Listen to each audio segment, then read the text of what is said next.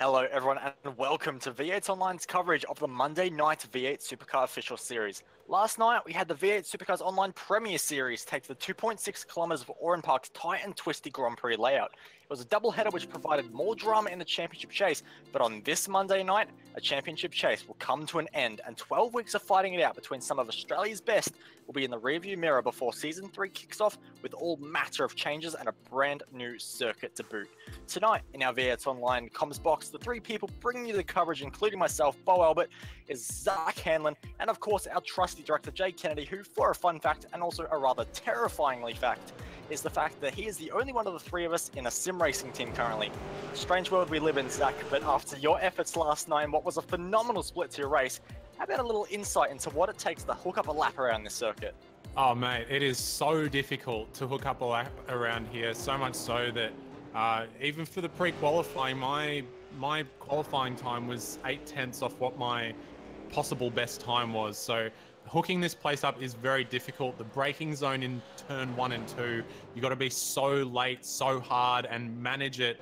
Make sure you don't lock up a front or a rear because you'll go careering off into turn number 2. And the rest of the track is just very technical. You just got to make sure that you hook up all of your lines and you get into a kind of rhythm, because as soon as some of the sections like turn 7 and 8, if you're out of that rhythm for even a moment, you can lose 3 to 4 tenths just off one corner, and it can really kill your momentum for the rest of the lap. So it's what the guys really need to be careful of around here, is just making sure they're not making any minor mistakes which might throw them outside of that rhythm, and they should make it to the end relatively unscathed. But as we've seen a lot throughout this iRacing V8 Supercars series, not many challenges come out unscathed at the end of it. No, not at all, and qualifying is definitely a challenge in itself, and a lot of drivers have already put down their two best laps at the moment. One driver that hasn't is Cameron Dance, who was on his first lap after what was a brilliant effort in Split 2 last night, managed to get himself up so many positions from his grid slot. So if he can do a little bit better in qualifying, he said that was a weakness of his, if he can get a bit higher up the grid, maybe, just maybe, he can fight for a top 5 here tonight, Zach.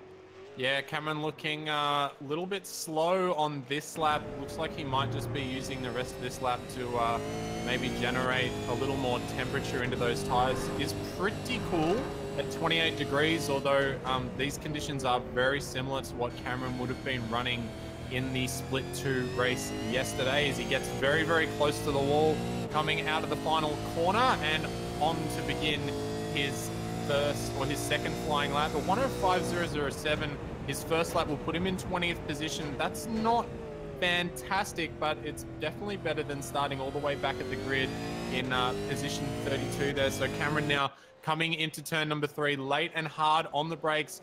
Try and take as close to that apex as you can for as long as you can. Really short run down here into turn number 4, a double apex right-hander.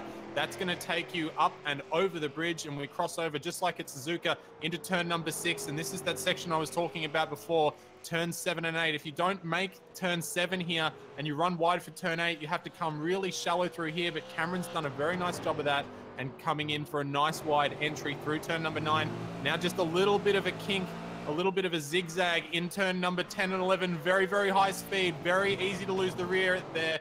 Cameron losing the rear just a tiny bit on. He comes into the braking zone, comes out, not much wheel spin, which is good as he comes out the final corner, and he goes over the line for a 1:05.124. So unfortunately for Cameron, not able to improve there. But we saw him do fairly well from around that position on the grid yesterday. So maybe Cameron can still find a few places in the race to come. Yeah, absolutely. It's an option for him to make his way forward, but another driver that is going to make his way forward that we would normally expect to be at the top of the order or near enough is Jordan Ross, who has not got a time in and unfortunately has invalidated both his laps, as well as Ryan O'Sullivan, who actually is currently not in the server as well. So two drivers, if they do make it into the race, going to have a lot of work to do around this circuit. Wayne Burke finishes his last lap, gets himself up into P number 10. So nice improvement there for Wayne on his last lap.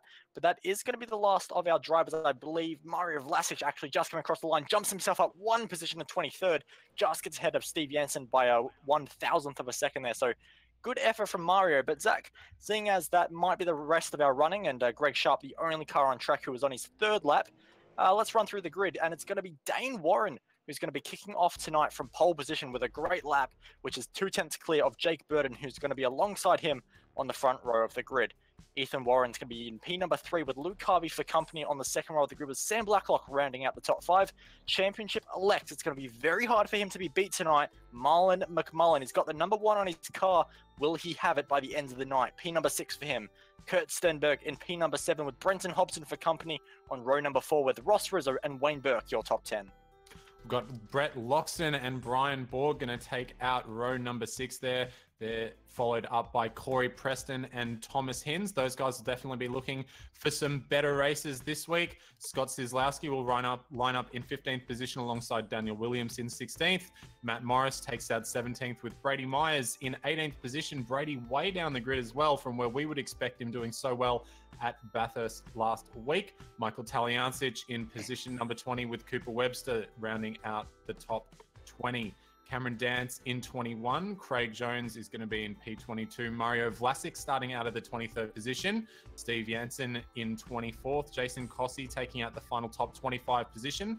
And the rest of our runners for tonight, Thomas McMillan, Dominic Savicki, David Kinmond, Alejandro Martin, Greg Sharp, Ryan O'Sullivan, who we don't believe will be joining proceedings tonight, and also Jordan Ross, who I don't believe as well will be starting either from the back of the grid. So 30-car grid for our race this evening, and a grid full of talent and a lot of familiar names here. So no doubt we'll be on for a absolutely spectacular race here at Oran Park this evening.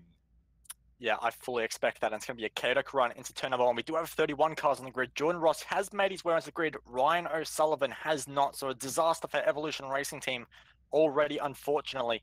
But now just waiting for a few of the last few drivers to ready themselves up on the grid and head themselves towards what is a very tricky turn number 1. A bit of a move already on the start there for Dane Warren. Not what you want to be doing, especially from pole position, but the lights are out now and it's a good start immediately away. So he's got a great jump, but there's still a question mark as to whether he jumped the start or not. But look at the battle for P number 3 already. I think that might be Sam Blacklock challenging for P number 3, going up the inside of Trans-Tasman Racing driver Luke Harvey. So a great jump there for Sam Blacklock, who slots into P number 3 behind. Will they all make it through? Oh, no, they will not. There's a car around in turn number 2 there. A couple of other cars just going side by side as they come down into turn number 3. I think that was possibly Wayne Burke who got turned around and was in the middle of the infield there. So Wayne starting out of position number 10 now has a massive job to do. Also notice, Bo, that Ethan Warren got a... We do have an ASM car on the wall. I think that might have been Thomas McMillan, unfortunately. And he has found himself in the tyre wall, and that's actually with big damage. There was a lot of carnage happening into that turn number 4. And unfortunately, it did eventually get the better of him. Of course, there was contact with a few drivers, one of which I think might have been Cam Dance and Brady Myers as well. So not a great start for Brady Myers on his TTL debut. But Thomas McMillan definitely getting the worst of that. Big damage will continue on track, but nonetheless a long way back, and there's still fighting happening further up the field with Matt Morris now going side by side with Daniel Williams. Almost contact in a straight line as they play chicken down this front straight. Who's going to be the last? Late breakers once again, almost contact, but eventually Morris gets in behind Williams, very squirrely under the brakes. And Zach, this turn number 1 and 2 is so hard when you're unsighted behind another car. Oh, absolutely. I mean, I nearly got my nose chopped off last night in the split 2 race, just being unsighted and coming in a little bit too hot. But especially when you've got a big train of cars in front of you, it is very, very difficult.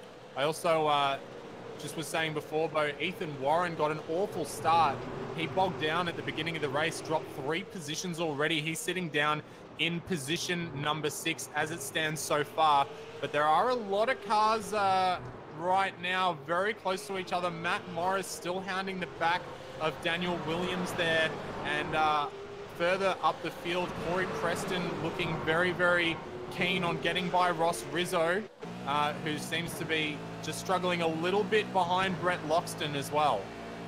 Yeah, Ross Rizzo, not a driver we normally see in these officials. Normally just likes to stick to Scops and, of course, his Oceanic Sprint Championship, which will be live on V8 Online this Wednesday. It's going to be a special finale, but for Ross Rizzo, his focus right now is trying to hold on to the back of Brett Loxton, and at the moment, not quite looking like that might be happening, as Loxton has a lot of pace, as we've seen so many times in this series. And, of course, Ross has Corey Preston behind as well, who did not take part in the Scops round last night, unfortunately. So he's getting his Oran Park fix here in the official at the moment. But out front, it is Dane Warren, who is trying to make a run at the moment. Half a second lead over Jake Burton, who is definitely going with him at this point. It's not a clear cut at all for the All-Star Motorsports driver.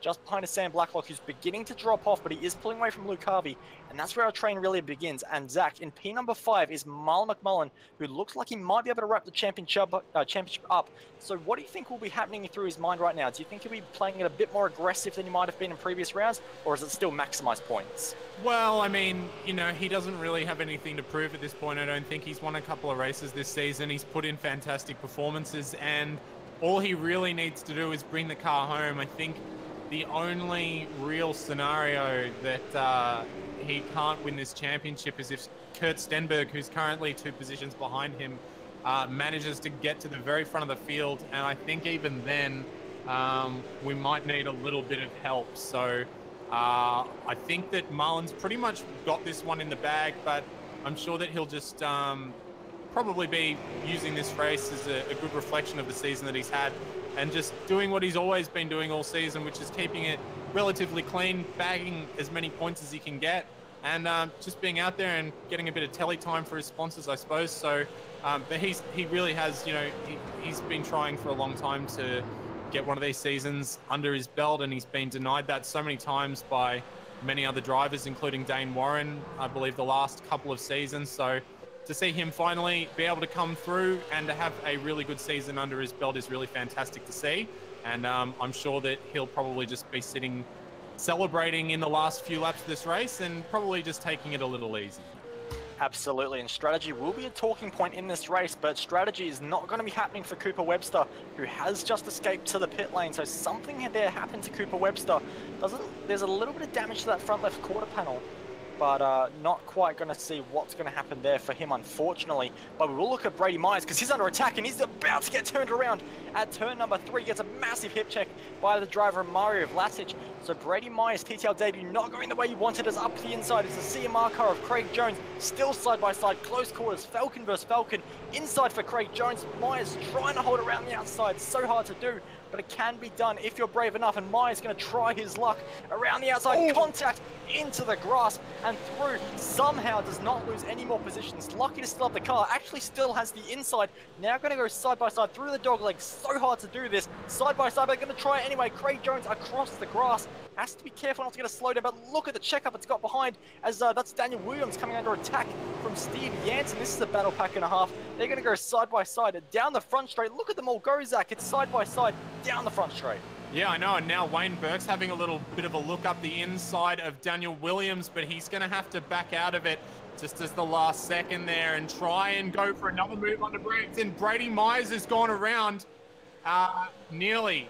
He nearly lost at the back of that pack, but all that hard work that he's done to get past Craig Jones is almost about to become undone. He does have the line coming into the next corner as we've got more cars going side by side. Steve Jansen now having a move put in on him by Wayne Burke, and Wayne is going to make that one work unless Steve has a bit of a look around the outside, but I don't think he's going to be able to claim that one. So Wayne Burke moves through, and Brady Myers actually managing to hold on to that position from Craig Jones as well. And now, Jordan Ross has gone for a very, very late move on, who's that? Daniel Williams, Steve Jansen, pardon me. And Daniel Williams has been caught up in that as well. So Jordan Ross just getting a little bit impatient there with everything getting so hot and heavy. And he unfortunately makes contact and causes a bit of a kerfuffle further down in the pack there. So a couple of drivers now have to make a recovery. That's going to really help the likes of Brady Myers, who was battling before. He's now got a little bit of room. Oh no, he doesn't actually. He's still got Craig Jones right up behind him, so he's going to have to still protect a little bit. But now that's opened up the door a little bit for Cameron Dance, who's come through there, and he's going to have hopefully a little bit of breathing room to catch up to the back of that train, starting with Brady Myers and ending with Wayne Burke there. Yeah, absolutely. A lot of changes of position in a very short time, and that is just how close and compact Oran Park really can be. Some of our biggest movers and shakers include Jordan Ross, who we did see get involved in that incident, currently finds himself up plus 10 spots on the grid, so that's a great start for him despite the contact, unfortunately. Mario Vlasic finds himself plus 8 positions as well. And Greg Sharp finds himself +5, but it is going to be a whole lot less now as he's losing positions quite rapidly. What has happened? Braking on the grass, never a good idea. Sideways, lucky not to spin the car and loses a bunch of spots. So easy to do, but unlucky for Greg Sharp. Was in a very good spot, but we will now turn our attention back to Luke Harvey, who is currently trying to make a bit of a run away from Marlon McMullen, and there's a big train beginning to form. Of course, we did see Luke Harvey have a bit of a slow start compared to his teammate, who is just ahead of him now. And Luke not quite having the race pace at the moment, which is quite surprising. A driver we often see very, very quick, not the best qualifier sometimes, but in the race often able to turn it up 1 or 2 notches and really find some pace, but not quite happening at the moment. Now going to head over the dogleg section, and McMullen is just there, close enough to keep Harvey thinking about him and not letting him have too much breathing room. But this is a very large train, including Ethan Warren, Kurt Stenberg, Brett Loxton, Ross Rizzo, Preston, Hobbs and Sislowski as well. So a big train falling all the way to P number 12. One mistake for Luke Harvey in that position number 4, and he's going to have a long way to fall, Zach. Yeah, that's very true. As we have seen, though, throughout following Luke Harvey a lot, just from personal experience, I've usually found that he hasn't got the best pace at the beginning of the stint, but in the second half of that stint, he can usually make the car work a little better compared to, compared to the relative speed of his optimal pace is better towards the end of his stint than other people. So we might just see him start as we come into the second half or the second phase of this stint.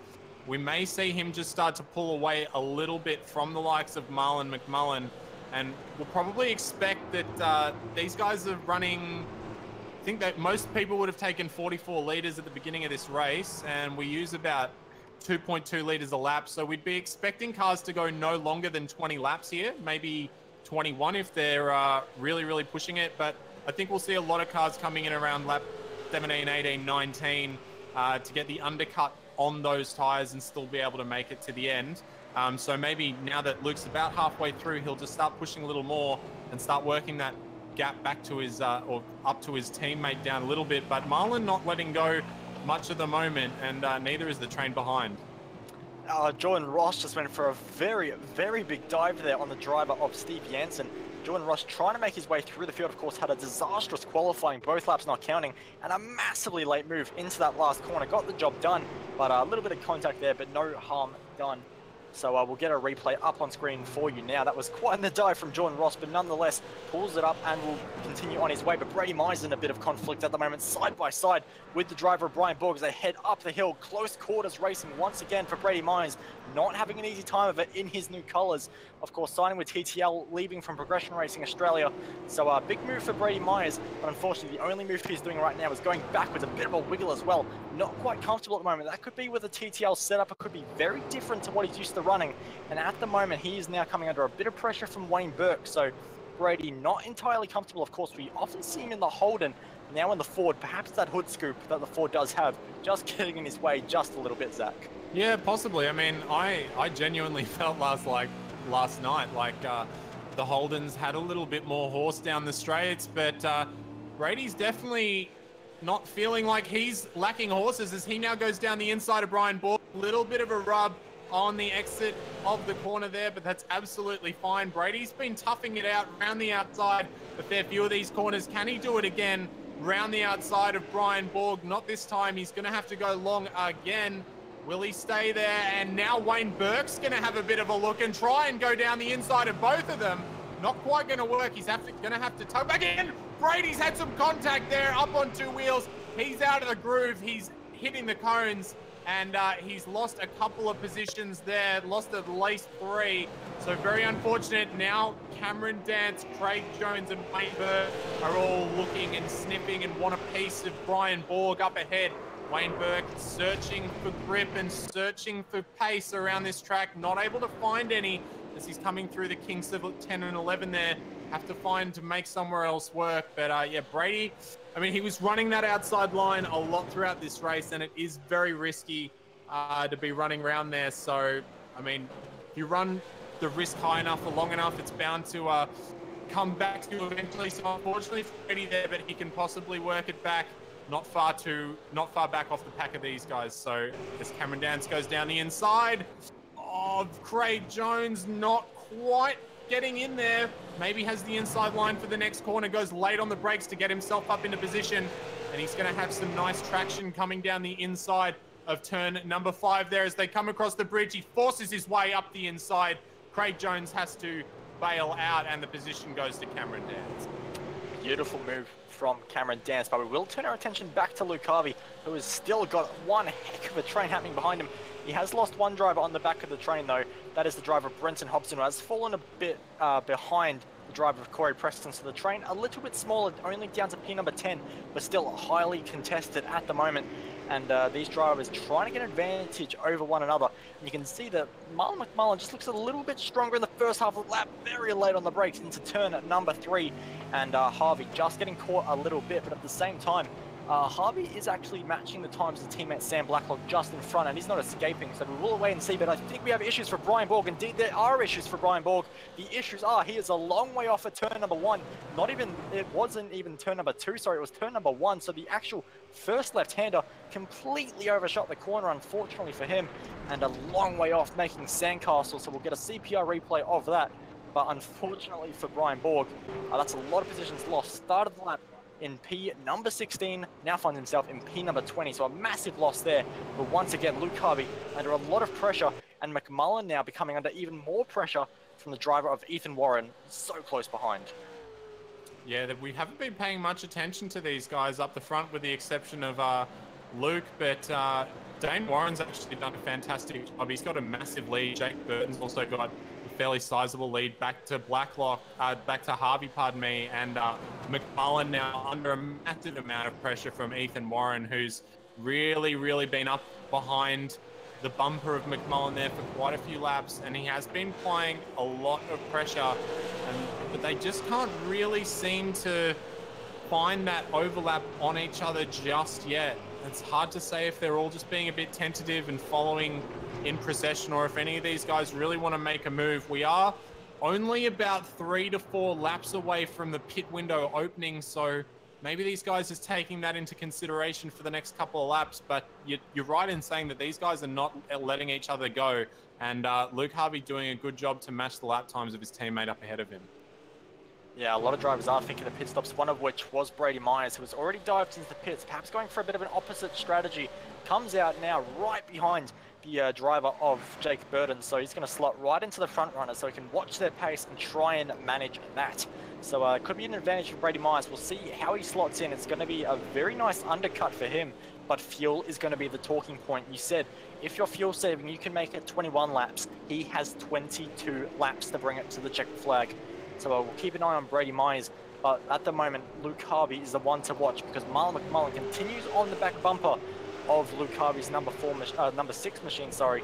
And this is a very interesting fight, because like you say, pit stops are coming up, so McMullen could be saving fuel, or he could try and get the jump now and try and extend his advantage in the pit lane. So we'll wait and see what happens.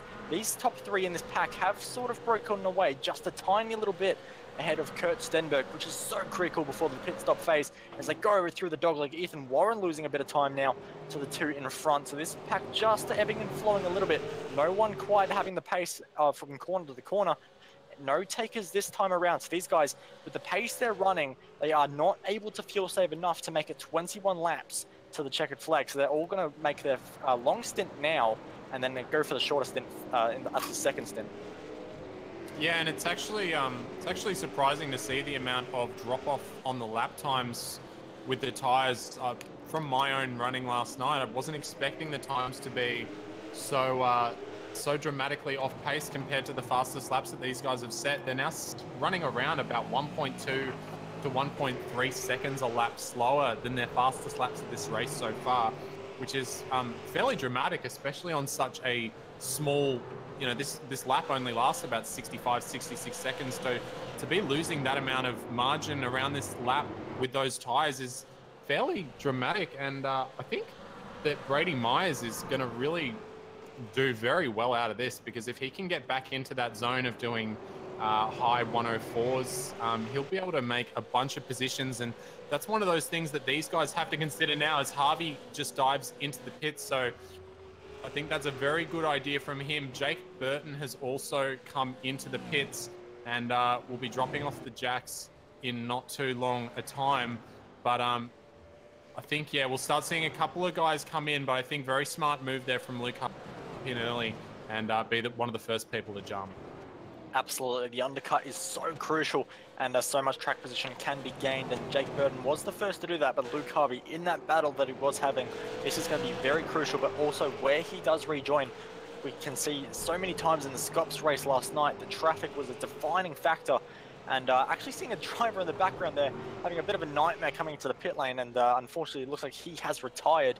So I think that might have been Jordan Ross of all people. So this pit lane is a tricky one, and looks like he has just retired the car, unfortunately, and done it in a spectacular way, so we won't focus on that too much. But what we will focus on is race leader Dane Warren dives into the pits, and Jake Burton has a 1-lap undercut. Of course, he has 2 seconds to find, which might be a tough ask, but maybe if he can get himself just a little bit closer, perhaps he can do something. One driver, oh no, they're all coming into the pit lane. Sorry, I thought that was one driver trying to make it onto another lap, but nope, they're going to come in now.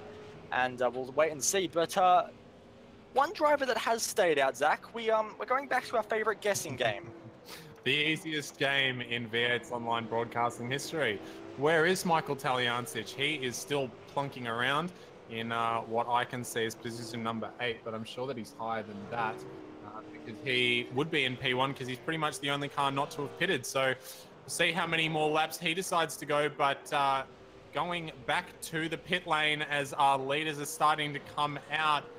And yeah, Jake Burton! Oh, they've gone around! Oh my goodness! Jake Burton has made contact with Dane Warren there, and he's forced him off the track as they've gone to rejoin. And I mean, that's kind of fair enough that he said, I'm not going to let you do that.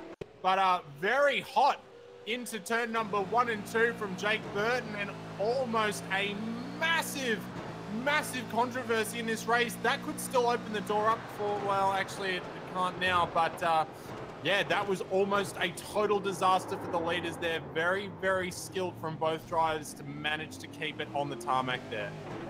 Absolutely, but what was the issue for All-Star Motorsports? Dane Warren had a 2-second advantage, and the undercut would not have done that, and the pit stop was 1.3 seconds slower for Dane Warren. So I love the guys at All-Star Motorsports, but we saw it in the Scops race as well. A bit of a strategy error cost them so badly, and almost getting to the back there of, that's Alejandro Martin as he dives into the pit lane. Dane Warren and All-Star Motorsports, once again, a slow pit stop, almost costing them so much more. Jake Burton understandably had the sight of the race lead. He knows the pace of Dane Warren, but he had to go for it. But more importantly, what is happening to Marlon McMullen?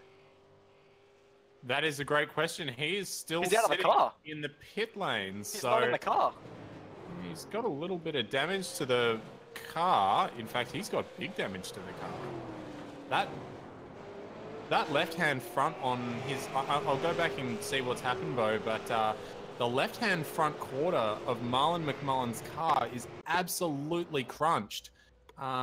So, see if something... Oh, he's been hit into the pit lane.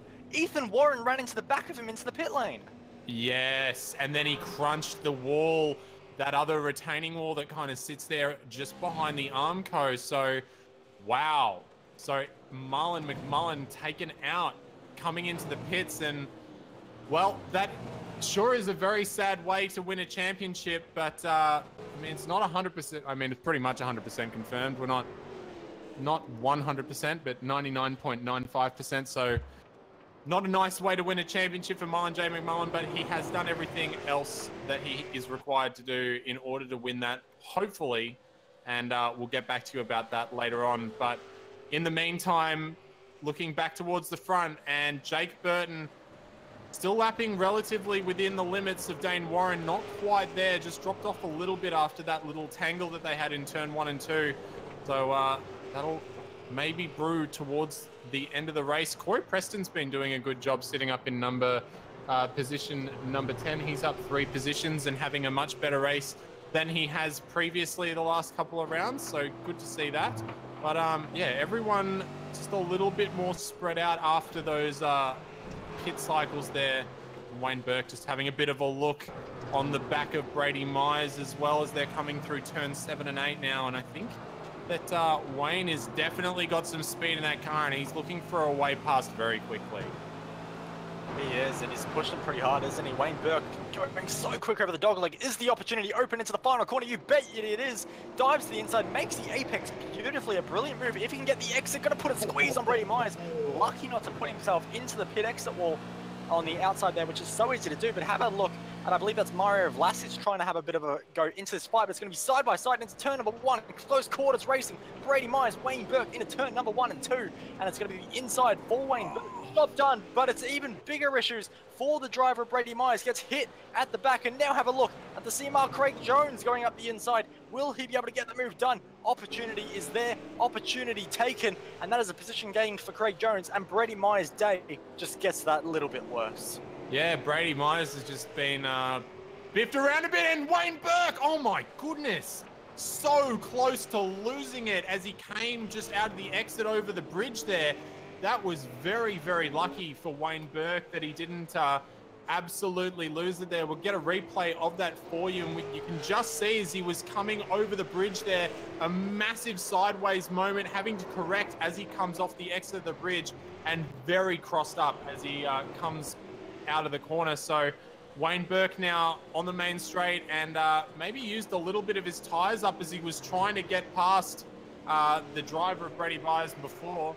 And we're now going to jump up to Brett Loxton, who's having a little bit of a look at Kurt Stenberg. Loxton, one of our drivers who's been putting in some really fantastic performances the last few races. Got a top 5 last time out at Bathurst, and we're just got hearing a driver alert. Yeah, we've just heard that something is amiss. Okay, so maybe a few internet issues with Dane Warren, so he's dropping in and out and in and out and in and out, so we'll keep an eye on that for you. But yeah, Brett Loxton has been doing a fantastic job this season, and just have to put in a little more effort to climb himself back up on Kurt Stenberg there. Yeah, absolutely. So we'll wait and see how that battle will unfold. Of course, Loxton has been so quick of late, and Stenberg, of course, is second in the championship, so no slouch at all. But we'll now turn our attention to Ross Rizzo, who continues to put in a great performance.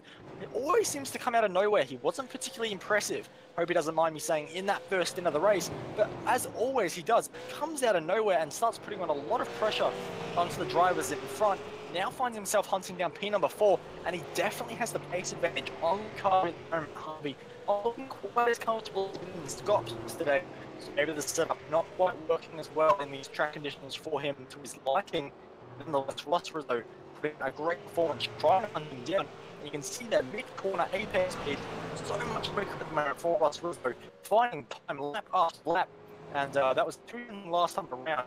Would not be surprised to see it a lot faster this time around. He's already onto the back gearbox of Luke Harvey, so any opportunity that comes his way, he's in a position to take it now. Yeah, Ross has been doing a fantastic job. He did have a very, very quick pit stop.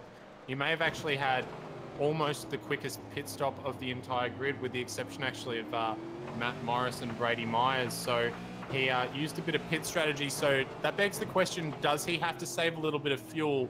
And is he possibly just trying to get past Luke Harvey in the hopes that he can hold him up towards the end of the race? But you're absolutely right. Ross didn't really notice him much throughout that first in the race, but now sitting in a top 5 position and looking very strong on the back of the car of Luke Harvey there. And I think Dane Warren looking okay now with his internet connection. It has settled down a little bit, so still got Jake Burton right behind him. A little bit of help there from his teammate Thomas McMillan, and just holding up the TTR car of Burton as they came through the final corner there. We've just had a very large accident. Matt Morris, a very large impact into the bridge wall. That was all by himself. Lost it on exit of turn number 2. Just got into the dirt, lit the rear tires up, and found the inside wall so heavily. And that is big damage, and I would not be surprised to see that terminal. But at the moment, he's continuing on, and the pace doesn't look terrible. So whatever they're building in that Velocity sim racing car, it's pretty strong. Yeah, you got to give a bit of a bonus to the guy that welded up the front crash bar on that car, I got to say, because he doesn't seem to be too impeded by that contact. albeit, you know, the time that he lost from that initial spin. But Ross Rizzo is now really having quite a bit of a look at the back of Luke Harvey now, and he has been closing up ever so slightly. But you can see the way that Ross's car is reacting very, very quick through the mid-corner, and Luke Harvey just looking like he's got a little bit more exit and entry speed, but losing that mid-corner speed there. So Luke Harvey now putting down the power, as you can see, getting very, very nice traction as he comes out of turn number 12. Ross Rizzo, though, not too shabby himself and keeping right with the TTR driver, only separated by 0.2 at the moment. Luke Harvey really getting out nice and wide, late on the brakes there, as Ross just getting a little bit eager on the gas, letting the tail get out a little bit. You can see both of these guys pushing very heavily right now. Yeah, we do have another battle happening on track, which is Thomas Hinz and Michael Taliantich. And Taliantich up the inside, of course, some very new tyres on Taliantich's cars. And you can see Hinzy having to defend for his life at this point. But Taliantich is going to try around the outside, which is so hard to do. So I'll be very impressed if he can pull this off. Might be better just trying to send Hinzy a little bit wide deep into this corner and get the crossover. Can't quite do it though, and Hinz will get the car in front, but great extra traction from those fresher tyres on Michael Taliantich's car. See what he can do now coming to this back half of the track. Of course, this is where a lot of the load on the tyres does come from, so Hinzy will be suffering a lot more than Taliantich will.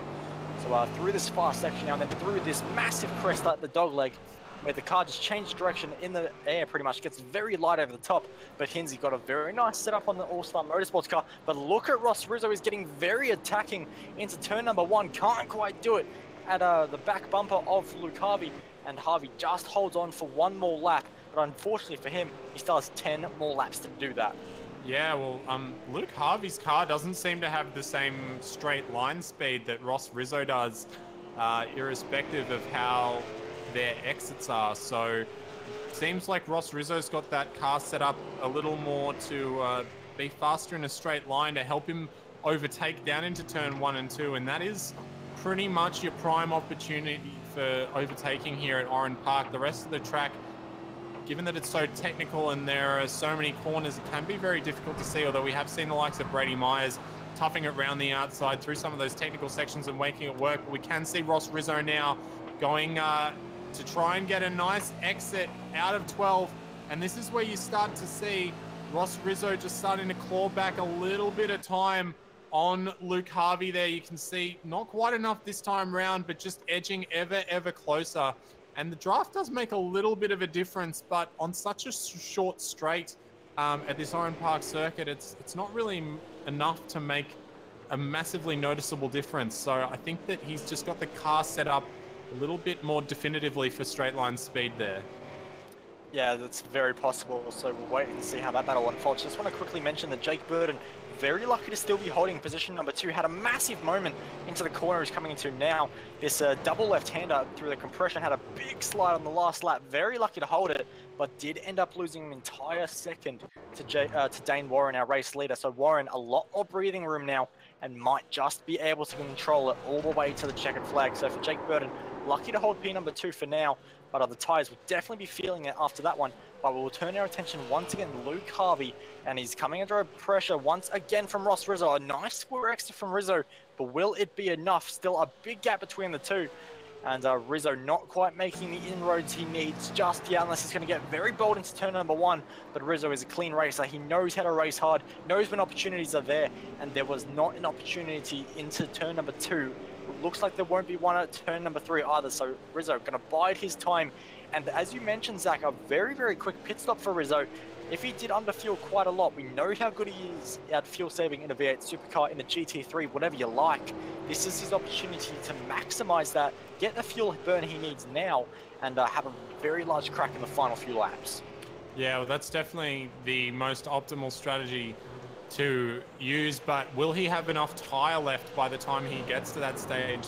He has been on the attack, you know, not right in there, but he has been poking at Luke Harvey and forcing him to try and take different lines. So using up a little more tyre than he would if he was just taking the optimal line and not poking around as much. And you can see just getting a little bit early on the power there, and having a little bit of a slide as he came out of the 12th corner.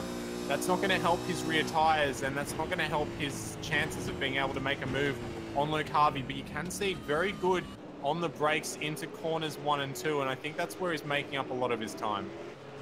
Yeah, I think so. Of course, it's also potentially a little bit of difference in setups as well.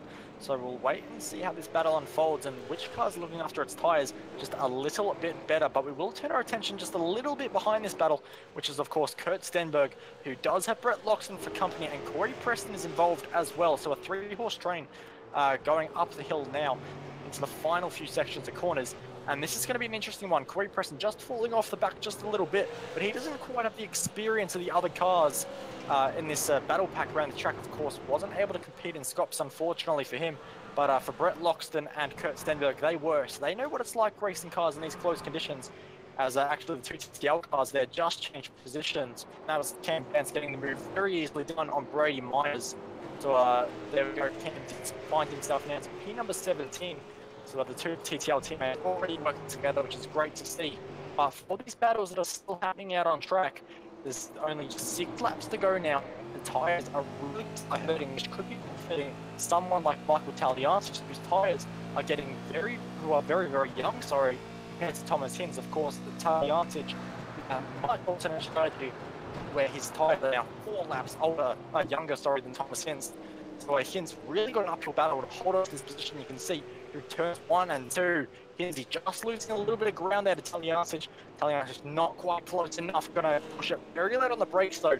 Press the limits and see just how far he can brake into the corner, so that if an opportunity does come, he knows where the limit is and he knows not to go any further. Yeah, well, Thomas Hinz is a very experienced driver, very solid driver as well. Always has very good performances, and he's doing a very good job at the moment of holding off Michael Taliancic. But as you said, the deficit in tyre is very noticeable, especially as you come through that turn number 9 there, and Michael Taliancic just able to have a lot more turn and get on that power a little earlier, and we'll see again through here just a little bit better through the mid corner, although Thomas Hinz did very nicely to get on the power nice and early and carry the momentum through the exit of the corner, which is going to give him enough breathing space down the straight into turn number 1 to not have to worry, although Michael Taliancic looking very good under brakes, going to poke his nose in there.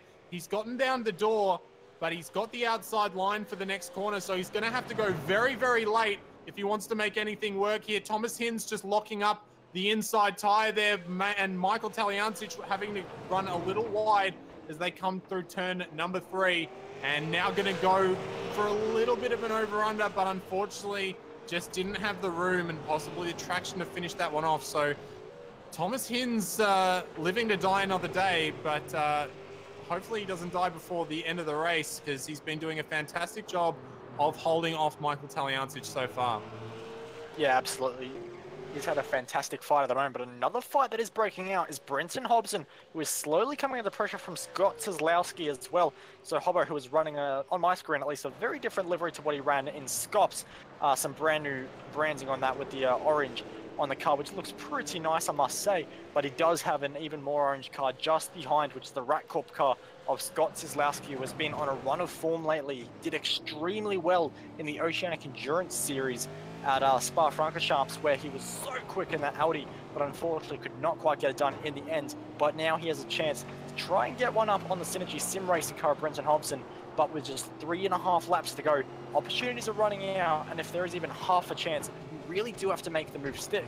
So this is where the pressure is going to come for Scott Kozlowski, and he does have Thomas McMillan, who is a lap down just in front, but perhaps, just maybe, McMillan could be a bit of a decoy for the Synergy Sim Racing car, and just slow him up just a tiny little bit. Make sure he plays by the rules, obeys blue flags, but perhaps just try and pull Hobbo off just a little bit, which might open the door for Scott Kozlowski. But McMillan does the right thing and will get right out of the way of this fight, and they're going to allow Kozlowski and Hobbo to fight it out to turn number 1, and look at the run for Kozlowski. 3 laps on the clock and no opportunity to turn number 1 for Kozlowski, or is there into turn number 2, late on the brakes, but gets the nose cut off by Brenton Hobson.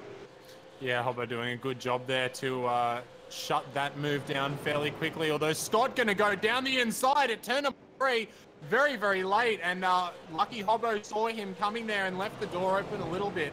so as to avoid contact, as Szlowski just had to ride a little bit of that inside curb there. So no touch, no harm, no foul. They'll continue on, and Scott will continue to apply pressure, and very, very close to the back of Honson's car, coming through turn number 7 there, and almost making contact.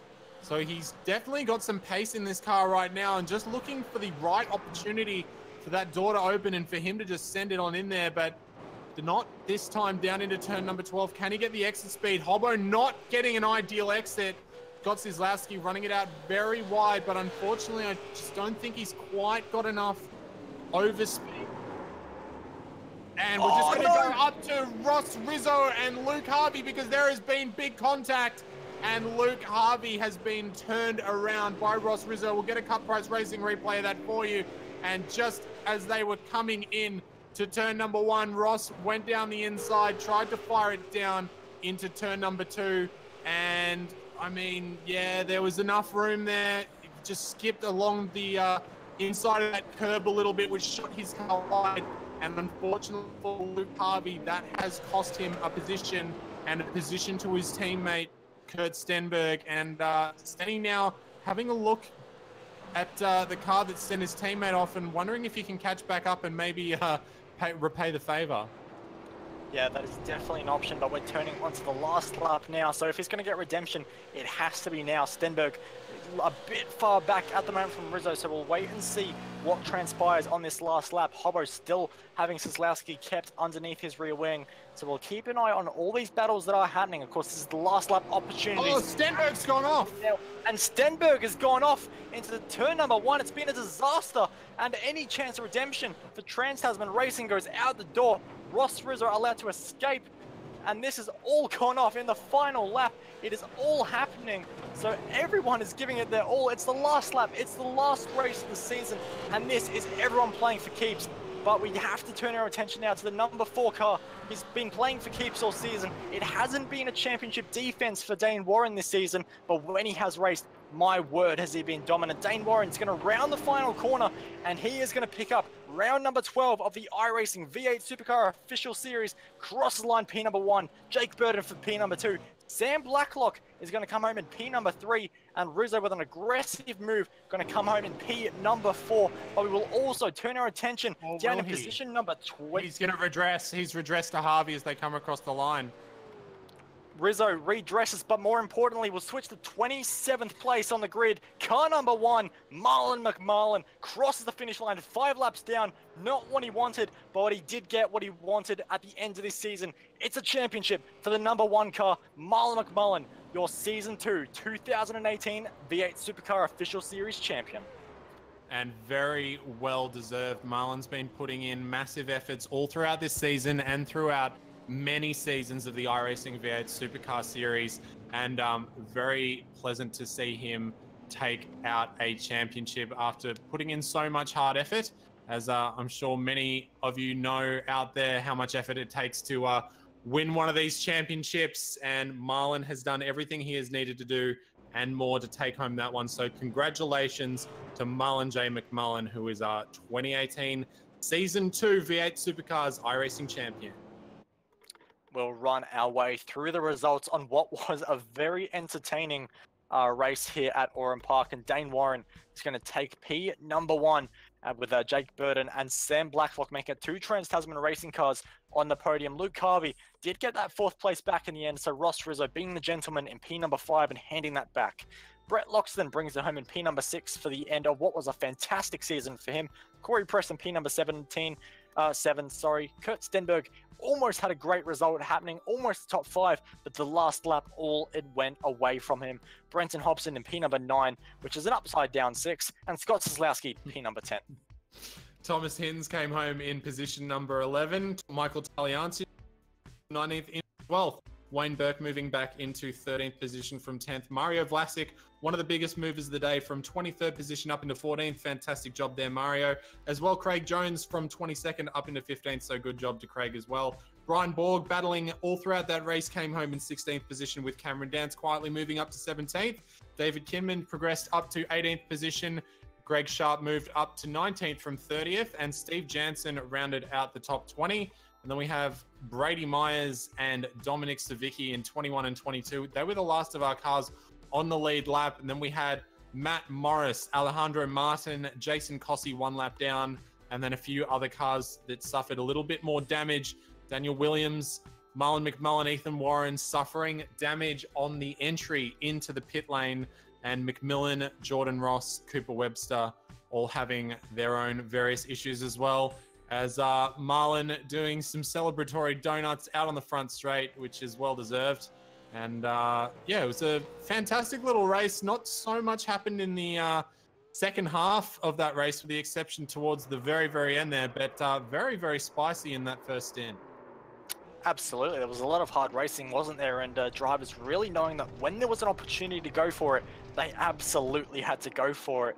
And in the end, it was a fantastic race. It was a fantastic season in the end, with so many big moments, so many controversial moments, so many awesome races that came right down to the wire in a lot of cases.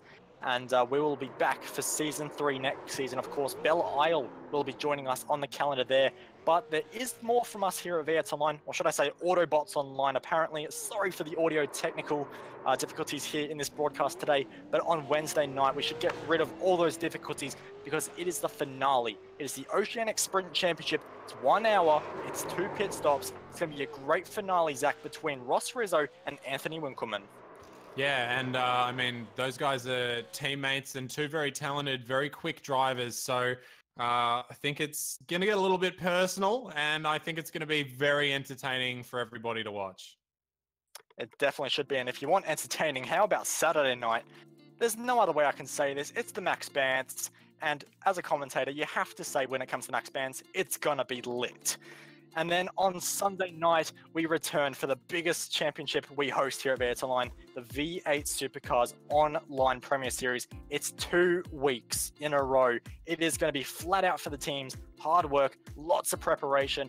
And Zach, it's a very difficult circuit. It's Mosport. Yeah, Mosport is one of those places where you need to keep up momentum at all times, and that really, really difficult horseshoe hairpin down at the bottom of the hill always catches people out and can always cause big carnage. A lot of places on that track where you can have big accidents, but the racing is always fast and it's always fun, and it's going to be very cool to watch.